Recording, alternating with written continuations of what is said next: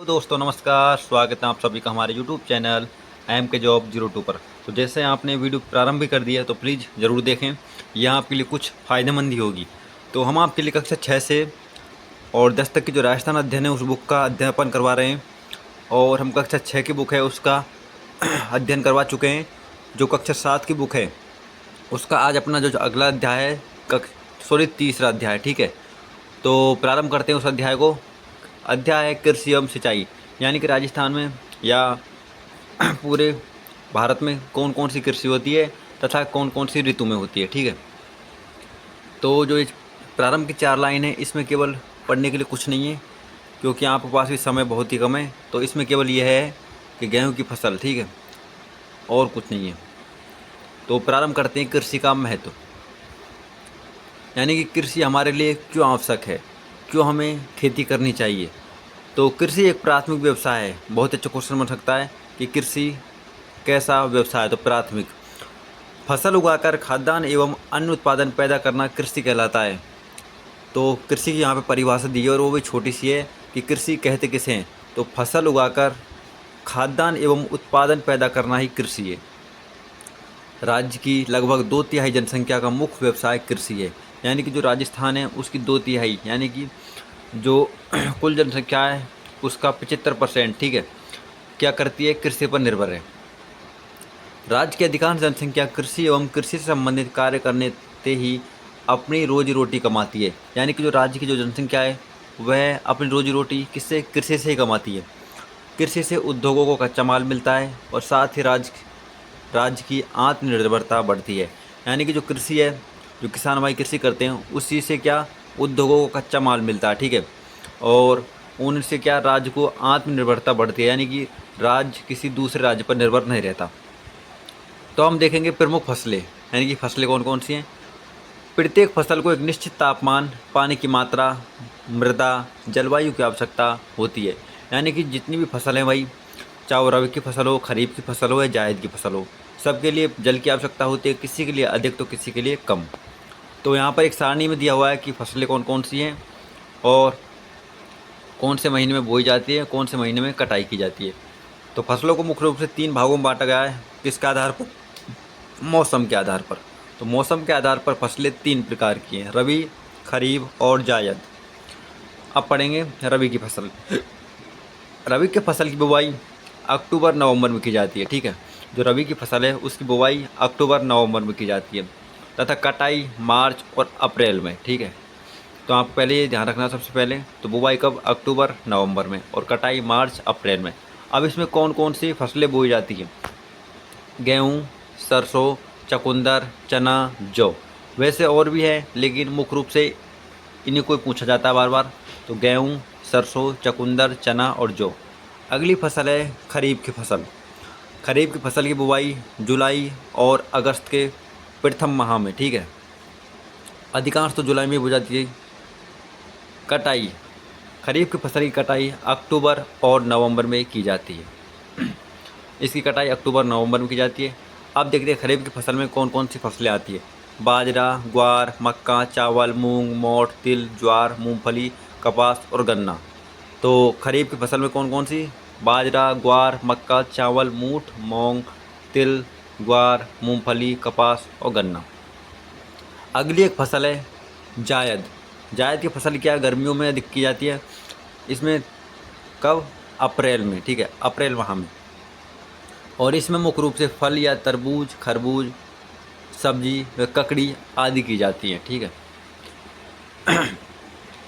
जिन फसलों के उत्पादन से तेल निकाला जाता है, किनसे, कई प्रकार की फसलें ऐसी है जो तेल निकाला जाता है, जैसे तिल्ली है, ठीक है, और भी हैं, मूंगफली है, सरसों है। तो जिन फसलों से तेल निकाला जाता है उनको तिलहन फसलें कहते हैं। क्या, तिलहन फसलें। अब जैसे तिल्ली, मूंगफली, सरसों, तो ये क्या हैं, तिलहन फसलें हैं। जिन फसलों के उत्पादन से दाल बनाई जाती है उन्हें दलहन फसलें कहते हैं। बहुत ही सरल परिभाषा है कि जिन फसलों से क्या दालें बनाई जाती है, दालें उत्पादन की जाती है, वो क्या, दलहन फसलें, जैसे मूंग, मोठ, चना, उड़द, ठीक है, इत्यादि। अब देखते हैं उपयोग के आधार पर फसलें। अभी हमने देखा था भाई मौसम के आधार पर फसलें कितनी प्रकार की है, 3, और अब देखेंगे हम उपयोग के आधार पर फसलें। तो उपयोग के आधार पर फसलें मुख्य रूप से दो प्रकार की हैं, ठीक है। एक तो खाद्यान्न फसलें और एक है व्यापारिक फसलें। तो पहली पढ़ेंगे खाद्यान्न फसलें। जिन फसलों के उत्पादन भोजन के लिए उपयोग में लिए जाते हैं ये खाद्यान्न फसलें कहते हैं।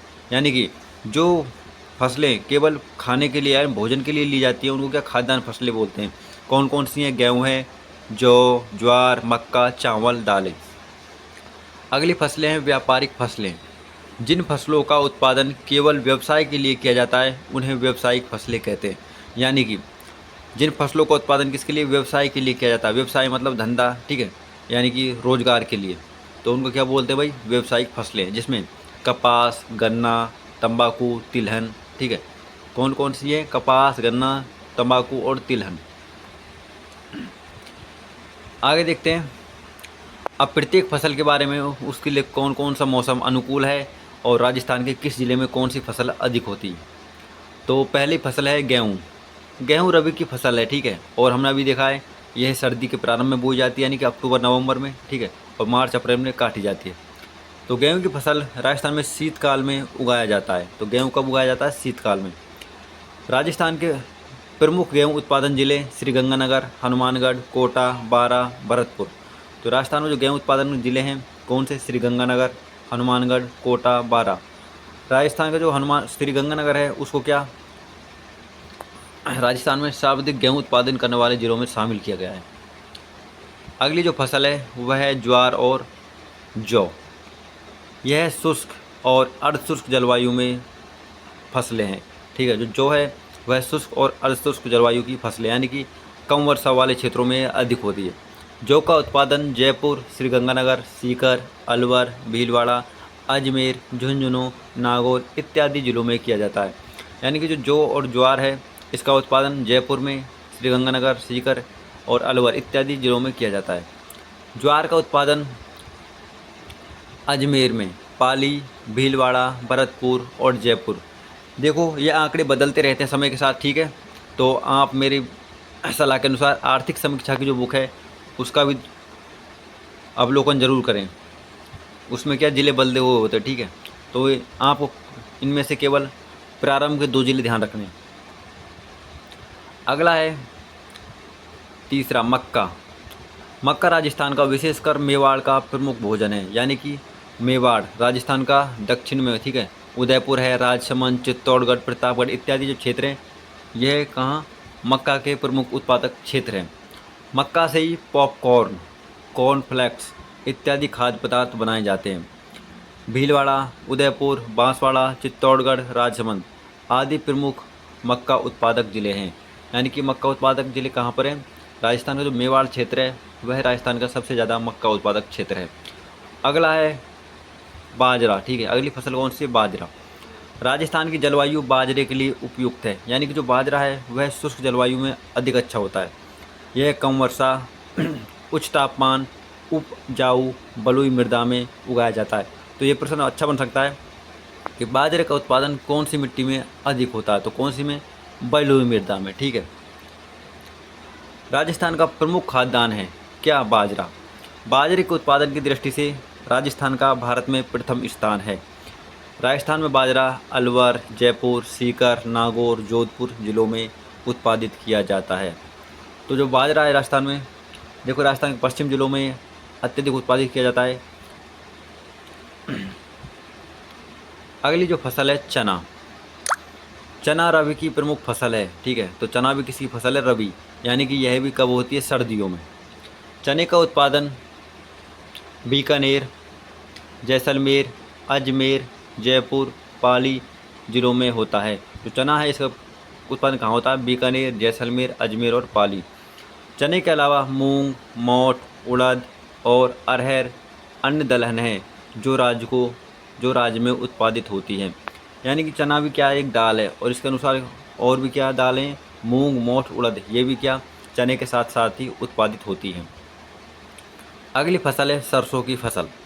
राजस्थान देश का सर्वाधिक सरसों उत्पादक राज्य है। तो ये आंकड़े समय के अनुसार बदलते रहते हैं भाई, पहले बता रहे हैं हम आपको। तो राजस्थान क्या सरसों का सर्वाधिक उत्पादक राज्य है। यह रबी की फसल है। सरसों किसकी फसल है? रबी की। सरसों के प्रमुख उत्पादक जिले अलवर, टोंक, भरतपुर, श्रीगंगानगर और सवाई माधोपुर, हनुमानगढ़, जयपुर, जोधपुर, बारां आदि जिले हैं। तो सरसों कहाँ पर होती है सबसे ज़्यादा? अलवर, टोंक, भरतपुर, श्रीगंगानगर। देखते हैं, इन मुख्य फसलों के अलावा राजस्थान में चावल, कपास, इसबगोल, राई, अलसी, गन्ना इत्यादि फसलें भी बोई जाती हैं। यानी कि जो हमने 6 फसलों के बारे में पढ़ा, मुख्य फसलें थी वो, और राजस्थान में अन्य फसलें भी बोई जाती हैं। राजस्थान का बाजरा, इसबगोल, सरसों, ग्वार, मोठ, जीरे के उत्पादन में देश में प्रथम स्थान है। यानी कि जो राजस्थान की मुख्य फसलें हैं कौन कौन सी? बाजरा है, इसबगोल है, सरसों है, ग्वार, मोठ और जीरा। इनका राजस्थान में कैसा स्थान है? प्रथम स्थान है। ठीक है, अब कुछ महत्वपूर्ण तथ्य रखे हैं इसमें, यह भी जानें। राजस्थान राज्य के श्रीगंगानगर जिले में सूरतगढ़ में एशिया महाद्वीप का सबसे बड़ा कृषि फार्म स्थित है। यानी कि जो एशिया महाद्वीप है इसका सबसे बड़ा कृषि फार्म कहाँ पर स्थित है? श्रीगंगानगर जिले में। ठीक है, और श्रीगंगानगर के भी कौन से ब्लॉक में? सूरतगढ़ में। ठीक है, अब देखते हैं राजस्थान में सिंचाई किन किन साधनों से होती है, यानी कि फसलों के लिए सिंचाई कहाँ से और किस प्रकार से जल की उपलब्धता होती है। सिंचाई के साधन, फसल के उत्पादन के लिए पानी की आवश्यकता होती है। कम वर्षा वाले क्षेत्रों में शुष्क कृषि एवं अधिक वर्षा वाले क्षेत्रों में आर्द्र कृषि की जाती है। तो यहाँ से प्रश्न बन सकता है कि कम वर्षा वाले क्षेत्रों में जो कृषि की जाती है उसको कैसी कृषि माना जाता है? तो कैसी कृषि? शुष्क कृषि। और अधिक वर्षा वाले क्षेत्रों में की जाने वाली आर्द्र कृषि। सिंचाई की सहायता से फसलों का उत्पादन सिंचित कृषि कहलाता है।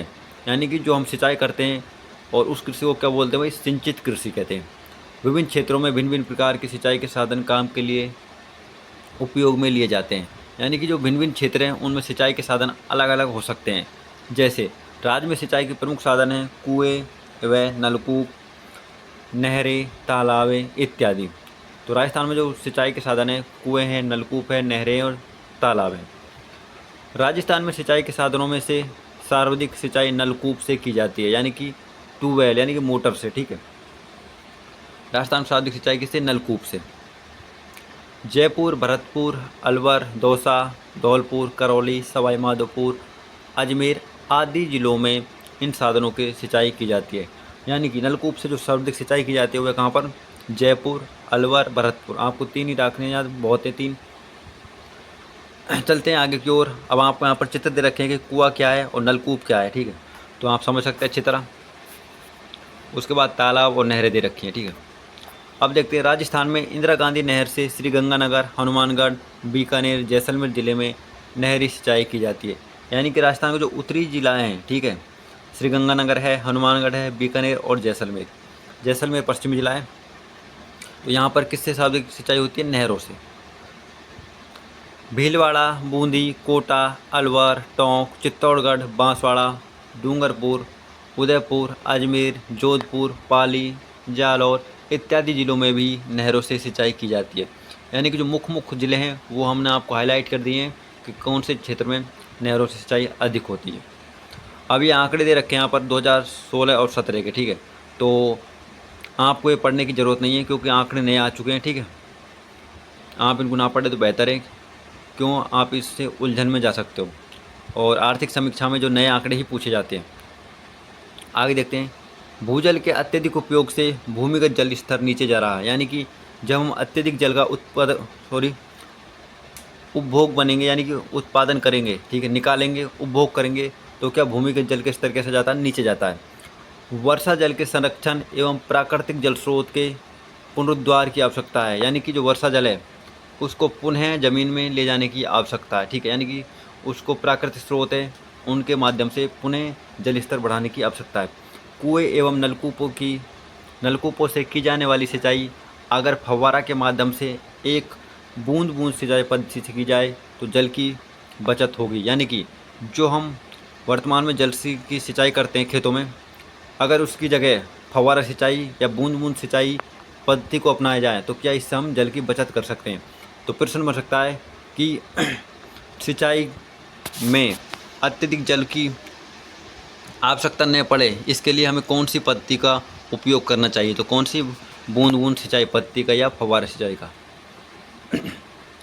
दोहरे एवं नहरें अगर पक्की बना ली जाए तो उनसे भी जल बचत होती है। यानी कि अगर हम नहरें दोहरे पक्के बनाएंगे तो क्या उनसे जल अत्यधिक ज़मीन नहीं सोखेगी और जो जल है वह सीधा कहाँ पर जाएगा, खेत में जाएगा।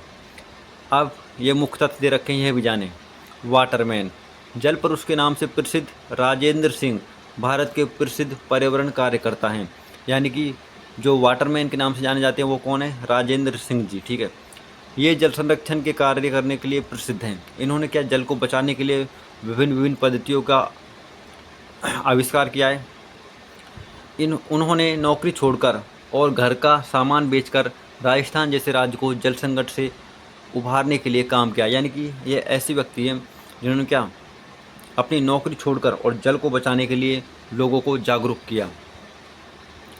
उन्हें रेमन मैग्सेसे पुरस्कार से भी सम्मानित किया गया है।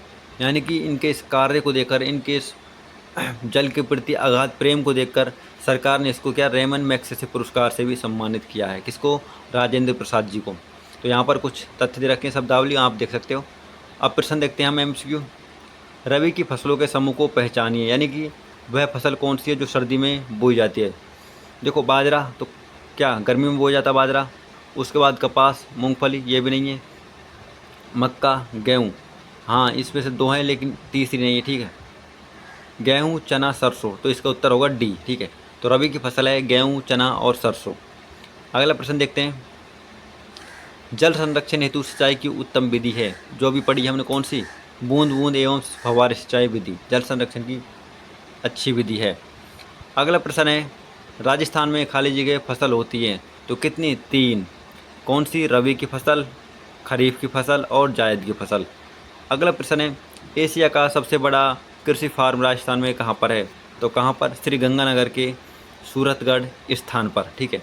कहाँ पर है, गंगानगर के सूरतगढ़ स्थान पर। अगला प्रश्न है अतिलघुत्तरात्मक, राजस्थान में सिंचाई के कौन कौन से साधन हैं। तो कौन कौन से हैं, कुएँ हैं, नलकूप हैं, नहरें और तालाब। अगला प्रश्न है,